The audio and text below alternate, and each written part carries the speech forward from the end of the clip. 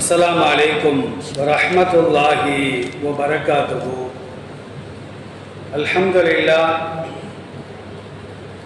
अल्हम्दुलिल्लाहि नहमदुहु व नस्तईनुहु व नस्तगफिरुहु व नु'मिनु बिही व नतवक्कलु अलैहि व नऊज़ु बिल्लाहि मिन शुरूरि अनफुसिना व मिन सय्यिआति अअमालिना।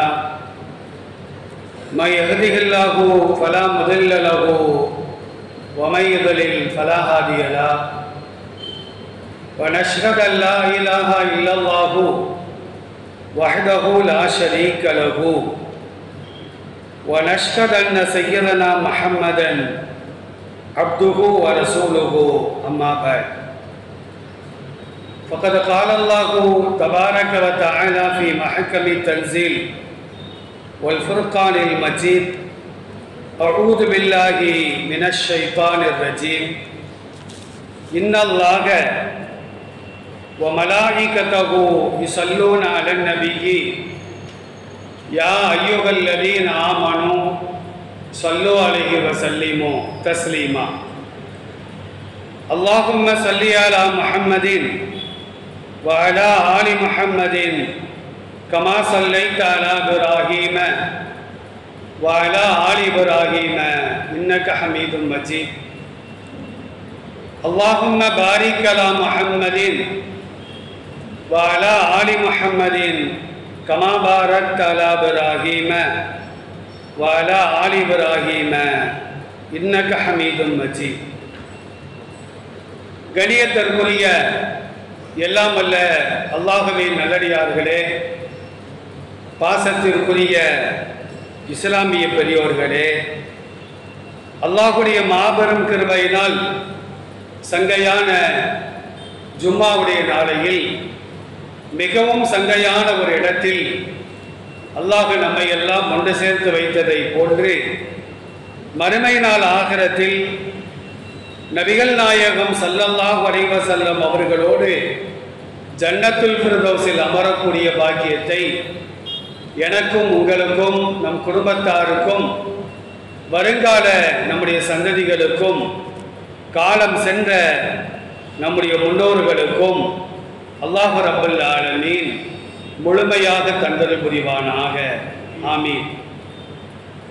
கணியத்திற்குரிய அல்லாஹ்வின் நல்லடியார்களே, அல்லாஹ் ரப்பல் ஆலமீன் உலக பொதுமறையாம் அல் குர்ஆனில் 5வது அத்தியாயத்தில் 6வது வசனத்திலே ஒரு சட்டத்தை நமக்கு கற்றுத் தருகின்றார்.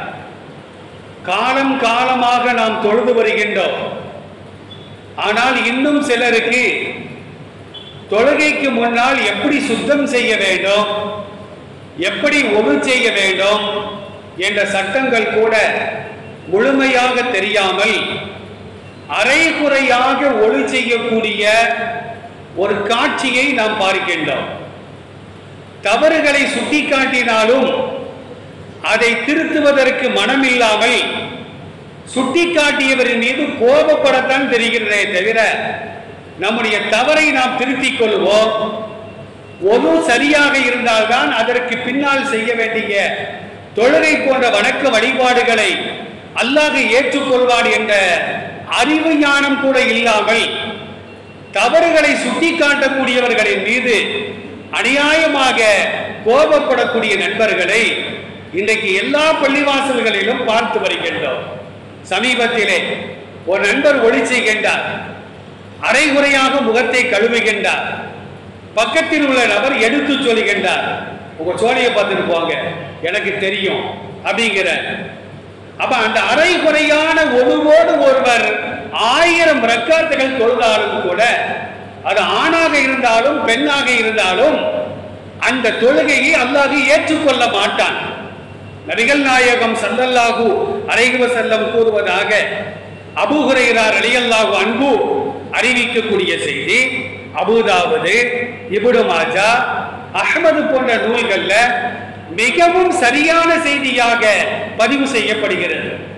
நபி ஸல்லல்லாஹு அலைஹி வஸல்லம் சொன்னார்கள், லா ஸலாத்த லிமன் லா உலுவ லஹு, யாருக்கு ஒளி இல்லையோ அவர் அவருடைய தொழுகையை அல்லாஹ் ஏற்றுக்கொள்ள மாட்டான். ஒளி இல்லை, அது ஒழுவ சரியா செய்யல, முகத்தை கழுவுகின்ற முறையில் கழுகவில்லை, கைகளை 2 கைகளையும் கழுவுகின்ற முறையில் கழுகவில்லை, கால்களை ஒழுங்காக கழுகவில்லை. சஹாபாக்களில் ஒரு சிலர் பெருமானாருக்கு முன்னிலையில ஒளி செய்துவிட்டு கால்களை சரியாக கழுகாமல் செல்கிறார்கள். அப்ப நபி ஸல்லல்லாஹு அலைஹி வஸல்லம் சொல்றாங்க, யார் கால்களை ஒழுங்காக கழுகவில்லையோ அவர்களுக்கு நரகம் உண்டாகட்டும், அவர்களுக்கு நரகம் தான் ஏற்படும் என்று பெருமானார் சொன்ன வார்த்தைகளும் ஹதீஸ்களிலே பதிவு செய்யப்படுகிறது. அப்ப யாருக்கு ஒளி இல்லையோ, அது ஒழுங்கை சரியாக செய்யவில்லையோ, அவர்கள் எத்துணை ரக்காத்துகள் தொழுதாலும் அதை அல்லாஹ் ஏற்றுக்கொள்ள மாட்டான். தவாப்பு செய்தாலும் தவாப்புக்கு ஒரு அவசியம். காபத்துல்லாஹ் தவாப்பு செய்கிறவன் அத்தவாப்பு கஸ்ஸலா, நபி ஸல்லல்லாஹு அலைஹி வஸல்லம் சொல்வார்கள், இறையில்லமாம் திரு காபாவை தவாப்பு செய்வதாகிறது தொழுகையை போன்று என்று சொன்னார்கள். அப்ப தொழுகைக்கு ஒரு அவசியம் என்பதை போன்றுதான் காபத்துல்லாவை தவாப்பு செய்வதற்கு ஒரு அவசியம். பெருமானார் ஸல்லல்லாஹு அலைஹி வஸல்லம் சொல்லி காட்டுவார்கள். அல்லாஹ் சொல்லுகின்றான் 5வது அத்தியாயம் 6வது வசனத்திலே, யா அய்யுஹல்லதீன ஆமனூ, இறை நம்பிக்கை கொண்டோரே, இதா குத்தும் இலஸ்ஸலா, தொழுகைக்காக நீங்கள் தயாராகிவிட்டால், ஃபக்ஸிலு உஜூஹக்கும், உங்கள் முகங்களை நீங்கள் கழுவுங்கள். முகங்களை கழுக வேண்டும். பல் தேய்க்கிறது, வாய் கொப்பளிப்பது, நாசிக்கு தண்ணீர் செலுத்துவது, இதுவெல்லாம் சுன்னத்தான காரியங்கள். கடமை என்ன தெரியுமா? ஒருவருக்கு நியத்து அவசியம். இன்னமல் அஅமாலு பின்னிய்யாத், நபி ஸல்லல்லாஹு அலைஹி வஸல்லம் சொல்வார்கள், செயல்கள் எதுவாக இருந்தாலும் அது பரிபூரணம் அடைய வேண்டுமானால், அதை அல்லாஹ் ஏற்றுக்கொள்ள வேண்டுமானால் நியத்து அவசியம். ஒளி செய்வதற்கு முன்னால நான் தொழுகைக்காக ஒளி செய்கிறேன், மனதால் நினைத்துக் கொள்ள வேண்டும். இப்ப வீட்டுல இருந்து நாம வாரோம், பள்ளிவாசலுக்கு வர்ற வழியில கடுமையான மழை பொழிகிறது. மழையில முழுவதுமாக நாம் நனைந்து விட்டோம். ஒளியினுடைய உறுப்புகள் எல்லாம் ஈரமாகி விட்டது, நனைந்து விட்டது என்று வைத்துக் கொள்வோம். யா அல்லாஹ், நான் ஒளிவுடைய நீயத்தை வச்சுக்கிறேன் அப்படின்னா இவர் தனியா ஒளி செய்ய வேண்டிய அவசியம் கிடையாது. ஏன்னா ஒளிவுடைய உறுப்புகள் எல்லாம் ஈரமாகி விட்டது, இவர் ஒளிவனுடைய நீயத்தையும் வைத்து விட்டார். இன்னைக்கு பெரும்பாலும் நம்ம குளிக்கிறோம். ஜும்மாவிற்கு குளிப்பது பருவ வயதை அடைந்த ஆண்களுக்கும் பெண்களுக்கும் கட்டாய கடமை என்று சொன்னார்கள் நபிகள் நாயகம் ஸல்லல்லாஹு அலைஹி வஸல்லம் அவர்கள். ஜும்மா நாளைக்காக வேண்டி நாம் குளிக்க வேண்டும், ஆண்களாக இருந்தாலும் பெண்களாக இருந்தாலும். இப்ப ஜும்மா அன்னைக்கு நம்ம குளிக்கிறோம், குளிச்சிட்டு சில பேர் ஒளி செய்யாம அப்படியே நம்ம தொழுகைக்கு வாரோம். தொழுகை கூடும், ஆனா குளிக்கும் பொழுது ஒருவருடைய நியத்தை நாம் வைக்க வேண்டும்.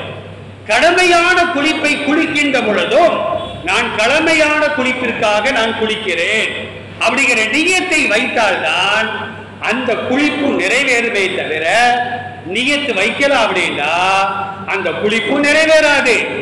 அதற்கு பின்னால் அவர் செய்யக்கூடிய அமல்களையும் அல்லாஹ் ஏற்றுக்கொள்ள மாட்டான் என்று பெருமானார் ஸல்லல்லாஹு அலைஹி வஸல்லம் சொல்வார்கள்.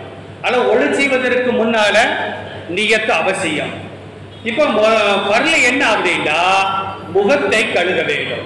சில பேர் என்ன செய்றாங்க அப்படின்னா அரைகுறையாக முகத்தை கழுவுகின்றார்கள். நெற்றியிலிருந்து தொண்டை குழி வரையிலும் அகலம், உயரம். அகலம் வந்து ஒரு காதினுடைய சோலையில் இருந்து மறு காதினுடைய சோலை வரையிலும் முழுவதுமாக முகத்தை நாம் கழுக வேண்டும்.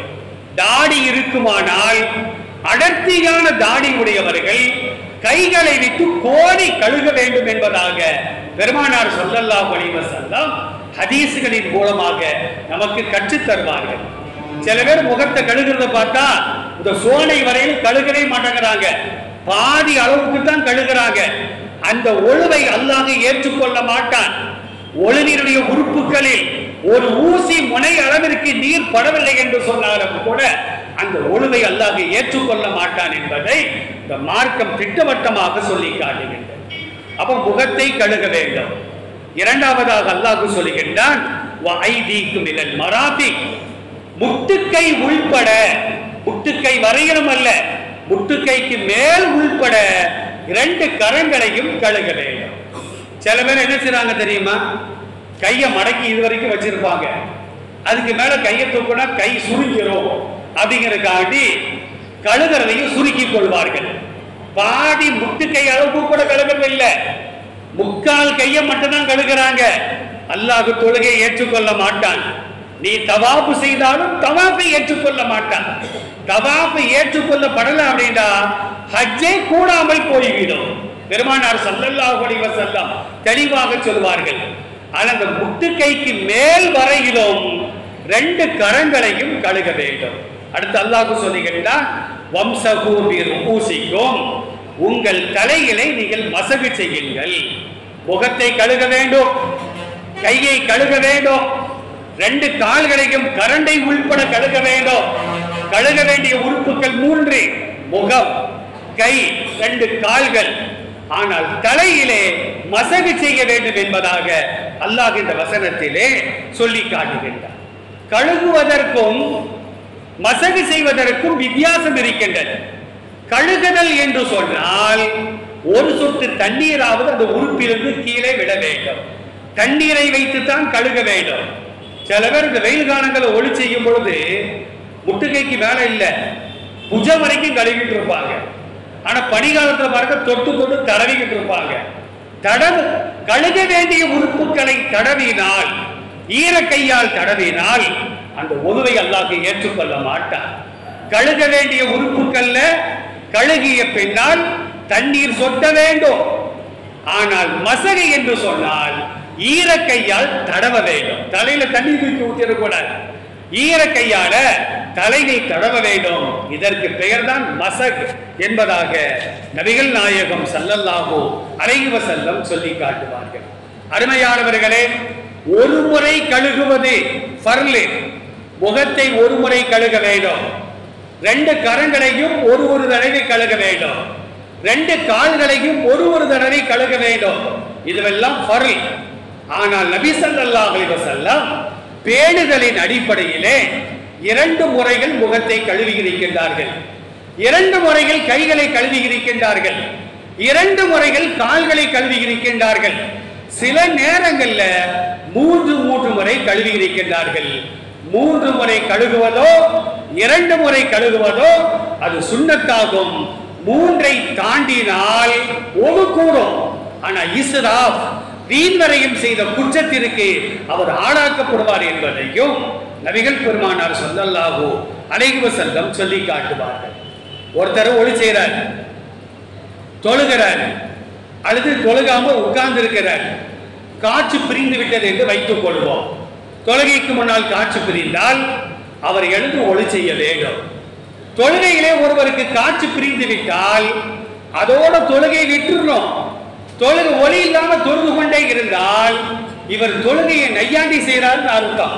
அல்லாஹ் என்ன சொல்றது, ரசூலுல்லாஹ் என்ன சொல்றது, நான் சுத்தம் இல்லாமல் தான் தொழுவேன்.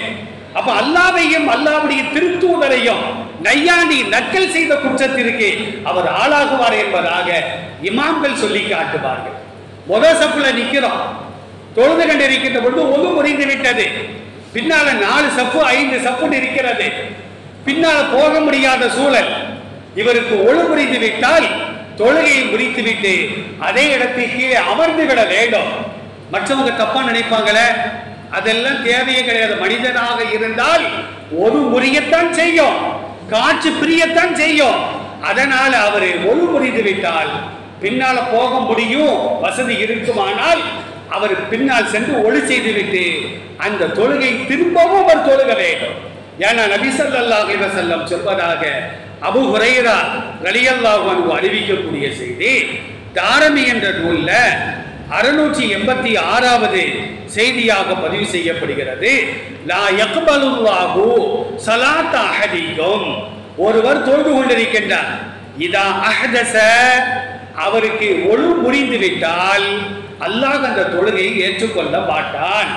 ஹத்தா யத்தவல்ல, அவர் திரும்ப சென்று ஒளி செய்து விட்டு அவர் தொழுக வேண்டும், அப்பதான் அல்லாஹ் ஏற்றுக்கொள்வான் என்பதாக பெருமானார் ஸல்லல்லாஹு அலைஹி வஸல்லம் சொல்லி காட்டுவார்கள்.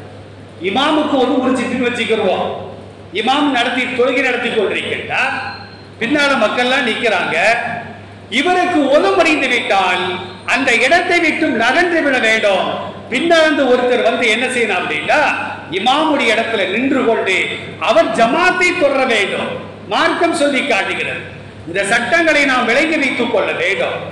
சில பேருக்கு சந்தேகம் ஏற்படும். வஸ்வாஸ் அல் கன்னாஸ் இல்லதி யுவஸ்விசு ஃபீ சுதூரின் நாசி, மனிதர்களின் உள்ளங்களிலே குழப்பத்தை ஏற்படுத்துகின்ற கன்னாஸ் என்ற ஷைத்தான், அவன் தான் குழப்பத்தை ஏற்படுத்துவான். முகத்தை கழுவி இருப்பான், நீ ஒழுங்கா முகத்தை கழுகல, திரும்ப கழுகும்பா. தண்ணீரை வேஸ்டாக்குவதற்காக, வீணாக்குவதற்காக, இவரை குற்றவாளியாக ஆக்குவதற்காக நம்ம மனசுல கெட்ட எண்ணங்களை போட்டுக்கிட்டே இருப்பான். நீ ஒளி செஞ்ச, உனக்கு ஒளி புரிந்து விட்டது, திரும்ப சென்று நீ ஒளி செய் அப்படிங்கிற எண்ணத்தை உள்ளத்தில் போட்டுக்கொண்டே இருப்பான். அவனுக்கு பேர் ஹன்னாஸ் அப்படின்னு அல்லாஹ் சூரத்து நாசுங்கிற அத்தியாயத்திலே அல்லாஹ் சொல்லுகின்றான். தொழுகைக்காக நாம் அமர்ந்திருக்கின்றோம். திடீர்னு ஒரு சந்தேகம் வருது, ஒளி புரிஞ்சிருக்குமோ? உடனே நாம் எரிச்சு போய் ஒளி செய்யக்கூடாது. நபி ஸல்லல்லாஹு அலைஹி வஸல்லம் இந்த மாதிரி சந்தேகம் ஏற்பட்டால் அதற்கு ஒரு தீர்வை இந்த சமுதாயத்திற்கு கற்றுத் தருகிறார்கள். இப்னு மாஜால, அபூதாவுதுல சஹீஹான செய்தியாக பதிவு செய்யப்படுகிறது. அபூ ஹுரைரா ரலியல்லாஹு அன்ஹு இந்த ஹதீஸை அறிவிப்பார்கள். இதா கான அஹதுக்கும் ஃபிஸ்ஸலா, உங்களில் ஒருவர் தொழுகையில் இருந்தால், தொழுகையில் இருந்தால் என்ன அர்த்தம்? தொழுதுகிட்டு இருந்தாலும் பரவாயில்லை, ஒளி செய்து விட்டு முஸல்லா தொழுகை இடத்துல நம்ம உட்கார்ந்து இருக்கிறோம், தொழுகையை எதிர்பார்த்து நம்ம உட்கார்ந்து இருக்கிறோம், அவரும் தொழுகையில் இருப்பதற்கு சமம் பெருமானார் சொல்லி காட்டுவார்கள். அதனால்தான் பள்ளிவாசல் வந்து உட்கார்ந்த உடனே வீண் கதைகளை பேசுவது கூடாது என்று இந்த மார்க்கம் சொல்லி காட்டுகிறது. தொழுகைக்காக நாம் எதிர்பார்த்து அமர்ந்திருக்கும் காலம் எல்லாம் அவர் தொழுது கொண்டிருப்பதற்கு சமம். தொழுகையில பேசலாமா? பேசுவது கூடாது. எனவே தொழுகைக்காக நாம் எதிர்நோக்கி இருக்கும் காலம் எல்லாம் அவர் தொழுகையில் இருப்பதற்கு சமம். சரி, ஒருத்தர் தொழுது கொண்டிருக்கிறார் அல்லது தொழுகைக்காக எதிர்பார்த்து கொண்டிருக்கின்றார். அந்த நேரத்தில் அவருக்கு ஒரு சந்தேகம் ஏற்படுகிறது. அஹதஸ அவ் லம் துஹதீஸ் ஃபஅஷ்கல அலைஹி, அவருக்கு ஒளி முறிஞ்சிட்டோ அல்லது ஒளி முறியலையோ அப்படிங்கிற ஒரு சந்தேகம் ஏற்பட்டால் அவர் என்ன செய்ய வேண்டும்? ஃபலா யன்சரிஃப், எழுந்து சென்று அவர் ஒளி செய்ய வேண்டாம். எது வரைக்கும் தெரியுமா? ஹத்தா யஸ்மஅ சௌத்தன் அவ் யஜித ரீகன், ஒன்று காற்று பிரிந்த சப்தத்தை அவர் காதால் கேட்டிருக்க வேண்டும், அல்லது துர்வாடை அவருடைய மூக்கிற்கு வந்திருக்க வேண்டும். ஒன்று காற்று பிரிந்த சப்தத்தை அவர் செவிப்படுத்தியிருக்க வேண்டும், அல்லது துர்வாடை அவருடைய மூக்கை ஏற்பட்டிருக்க வேண்டும். இந்த ரெண்டுல ஏதாவது ஒன்று அவருக்கு ஏற்பட்டால் அவர் எழுந்து சென்று ஒளி செய்ய வேண்டும். இந்த ரெண்டுமே அவருக்கு ஏற்படல, சப்தமும் கேட்கல, துர்வாடையும் வரல, பேசாம உட்கார்ந்துட வேண்டியதான். அது ஷைத்தானின் செயல் என்று பெருமானார் ஸல்லல்லாஹு அலைஹி வஸல்லம் இந்த ஹதீஸின் மூலமாக நமக்கு சொல்லி காட்டுகிறார்கள். இப்ப நமக்கு ஒரு சந்தேகம் வருது, அவருக்கு காது கேட்காது, ஜலதோஷமா இருக்குது, வாடையை நுகர முடியல. இந்த மாதிரி நேரங்கள்ல பக்கத்தில் உள்ளவர் உங்களுக்கு காற்று பிரிந்து விட்டது, ஒளி செய்யுங்க அப்படிங்கிற, எழுந்து சென்று நாம் ஒளி செய்ய வேண்டும். உங்க ஜோலியை பார்த்துட்டு போகன்ற கூடாது. அவர் சொன்னா நம்ம நம்பணும். ஒரு மூமின், ஒரு தொழுகையாளி வேண்டுமென்றே பொய் சொல்ல மாட்டார். அல்லது அவர் சொல்லுகின்றார், உங்கள் பகுதியிலிருந்து ஒரு துர்வாடை வருகிறது, உங்களுக்கு காற்று பிரிந்திருக்கலாம், நீங்கள் சென்று ஒளி செய்யுங்கள் என்று சொன்னால் நாம ஒளி செய்ய வேண்டும் என்று இந்த ஹதீஸிற்கு முஹத்தீஸீன்கள் அற்புதமான விளக்கத்தை தருவார்கள். சில பேருக்கு சில வியாதி இருக்கும், வயசு ஆக ஆக அவங்களை அறியாமலேயே காற்று பிரிந்து கொண்டே இருக்கும், அவங்களால அடக்கவே முடியாது, காற்று பிரிந்து கொண்டே இருக்கும். ஒளி செய்து கொண்டே இருப்பார்கள், காற்று பிரிந்து கொண்டே இருக்கும், தொழுது கொண்டே இருப்பார்கள், காற்று பிரிந்து கொண்டே இருக்கும். இவர்கள் அதை காரணம் காட்டி தொழுகாமல் இருக்க முடியுமா என்றால் நிச்சயமாக முடியாது. அதற்கும் மார்க்கம் ஒரு தீர்வை சொல்கிறது. ஒருவருக்கு இந்த வியாதி இருந்தால், சில பேருக்கு நீர் பிரிந்து கொண்டே இருக்கும், சொட்டு சொட்டாக விழுந்து கொண்டே இருக்கும். லேசா இருமுனா கூட ஒரு சொட்டு வெளியே வந்துடும், சிரிச்சா கூட சொட்டு வெளியே வந்துடும். இந்த மாதிரி நபர்களுக்கு என்ன சட்டம் என்றால், இப்ப அவர் லுகருக்கு ஒளி செய்யறான்னு வச்சுக்கிறோம், அந்த ஒரு ஒழுவை கொண்டு அசர் வரையிலும் அவர் தொழுது கொண்டே இருக்கலாம். அவருக்கு மார்க்கம் அனுமதிக்கிறது. அவருக்கு எத்தனை முறைகள் காட்சி புரிந்தாலும் கூட அது பரவாயில்லை, அவர் ஒருவோடு இருப்பதற்கு சமம். பர்லை தொழுதுவிட்டு அசர் நேரம் வர்ற வரையிலோ அவர் எத்தனை ரக்காத்துகள் அவரால் தொழுக முடியுமோ அத்தனை ரக்காத்துகள் அவர் தொழுது கொள்ளலாம் என்பதையும் இந்த மார்க்கம் அனுமதிக்கிறது. ஆனால் அவராக விரும்பி காட்சை பிரித்தால் ஒது புரிந்துவிடும், அசர் நேரம் வந்துவிட்டால் ஒது புரிந்துவிடும். இதை போன்றுதான் சல்சல் போல் என்று அரபியிலே சொல்வார்கள். நீர் சொட்டு சொட்டாக விழுந்து கொண்டே இருக்கும். அப்படிப்பட்ட நபர்கள் பள்ளிவாசலுக்கு வருவதை விட வீடுகளிலே தான் தொழுது கொள்ள வேண்டும்.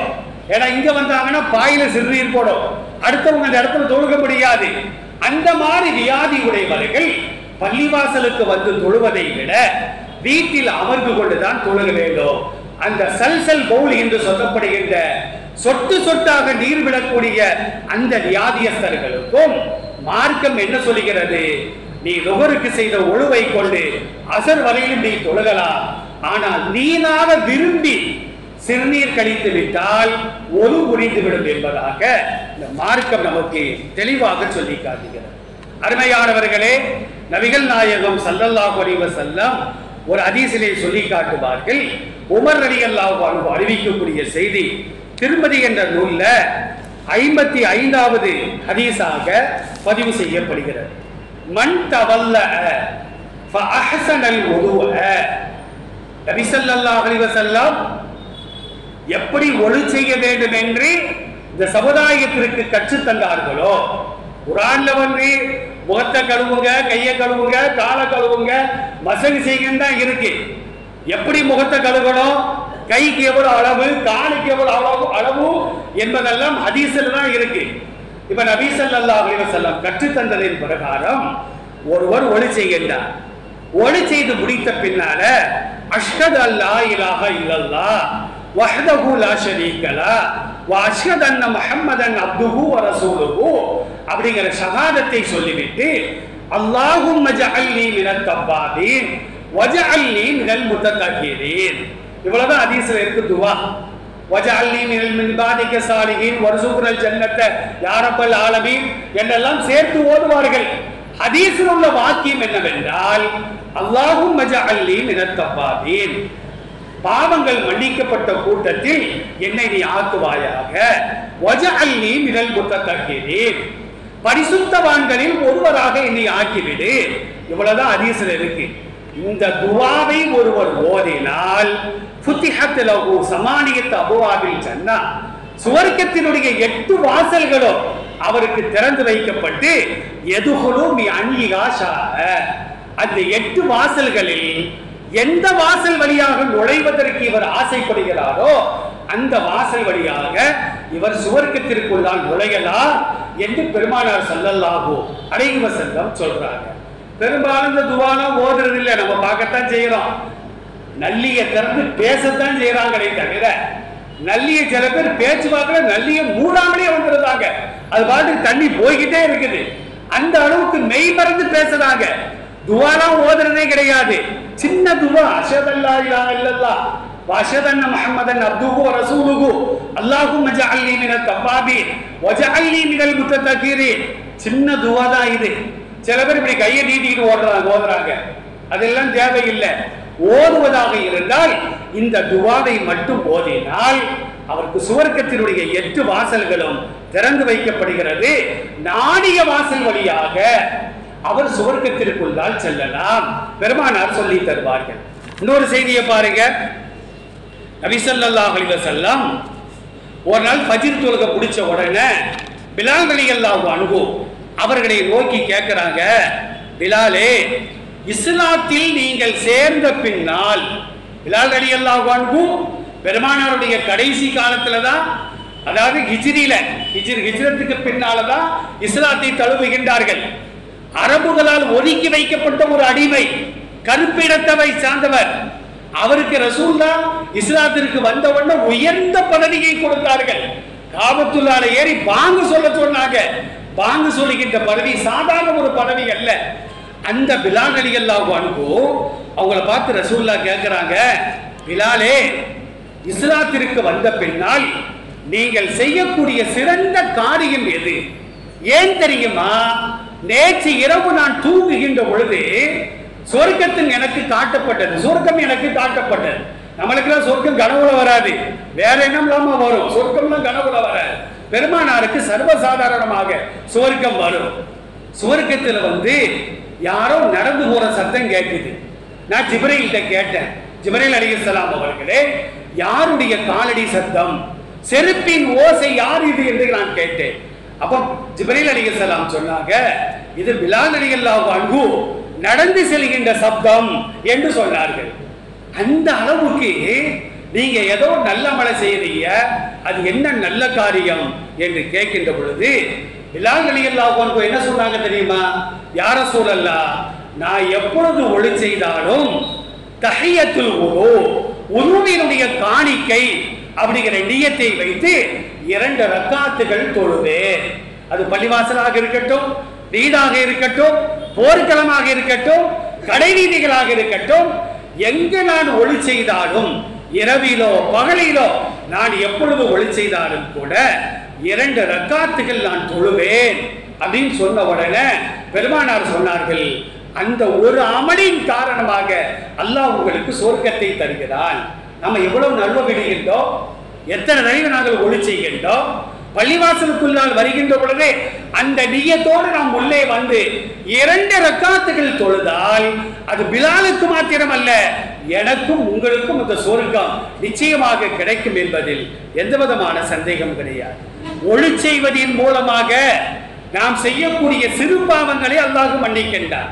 திருக்குர்ஆனுடைய 20வது அத்தியாயம் சூரத்துல் ஹூத் 114வது வசனத்துல அல்லாஹ் சொல்லுகின்றான், இன்னல் ஹசனாத்தி யுதுஹிபன ஸய்யிஆத், நிச்சயமாக நல்லறங்கள் பாவங்களை இல்லாமல் ஆக்கிவிடும். நாம செய்யக்கூடிய நல்லறங்கள் இருக்குது, தர்மம் செய்கின்றோம், பள்ளிவாசலுக்குள்ளால் வரும்போது ஒரு குப்பை கிடைக்கிறது, அதை எடுத்து குப்பை தொட்டியில் போடுகின்றோம், பாதையிலே ஒரு முள் கிடைக்கிறது, முள்ளை அப்புறப்படுத்துகின்றோம், ஒரு வாழைப்பழ தொழி கிடைக்கிறது, அதை அப்புறப்படுத்துகின்றோம். பெருமானார் ஸல்லல்லாஹு அலைஹி வஸல்லம் அவர்கள் எவ்வளவு பணிவானவர்கள் தெரியுமா? மஸ்ஜித் நபவிக்கு ஒரு நாளைக்கு வராங்க, யாரோ ஒரு நபி தோழர் சுவர்ல துப்பி வச்சிருக்கிறார், காய்ந்து போய் இருக்கிறது. பெருமானார் தன்னுடைய இடது கையினால் அதை சுரண்டுகின்றார்கள். சுரண்டி சுத்தப்படுத்தி விட்டு பள்ளிவாசல் சுவரை அசுத்தப்படுத்தாதீர்கள்.